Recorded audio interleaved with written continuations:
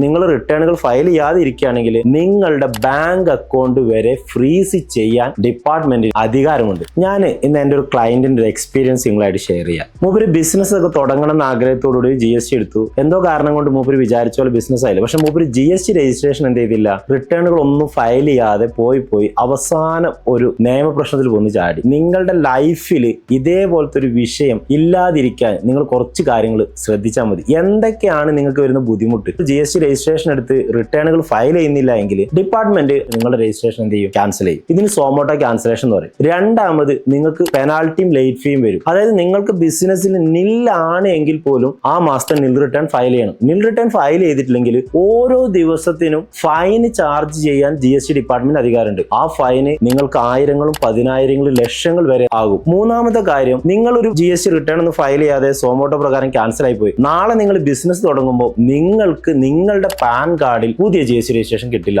വ്യക്തമായ രീതിയിൽ ഫൈനും പെനാൽറ്റിയും അടച്ച് ക്ലോസ് ചെയ്യാതെ പുതിയ GST രജിസ്ട്രേഷൻ കിട്ടില്ല. ഇനി നിങ്ങൾ റിട്ടേണുകൾ ഫയൽ ചെയ്യാതെ ഇരിക്കുകയാണെങ്കിൽ നിങ്ങളുടെ ബാങ്ക് അക്കൗണ്ട് വരെ ഫ്രീസ് ചെയ്യാൻ ഡിപ്പാർട്ട്മെന്റിന് അധികാരമുണ്ട്. ഇത്തരം സാഹചര്യങ്ങളിൽ നിങ്ങൾക്ക് GST വേണ്ട എങ്കിൽ നിങ്ങൾ ഒരു ടാക്സ് കൺസൾട്ടന്റിന്റെയോ ഒരു ചാർട്ടേഡ് അക്കൗണ്ട് സഹായത്തോടു കൂടി നിങ്ങളുടെ GST രജിസ്ട്രേഷൻ സറണ്ടർ ചെയ്തിട്ട് എന്നാണോ നിങ്ങൾക്ക് GST വേണ്ടേ അന്ന് വീണ്ടും ഓപ്പൺ ചെയ്യുക.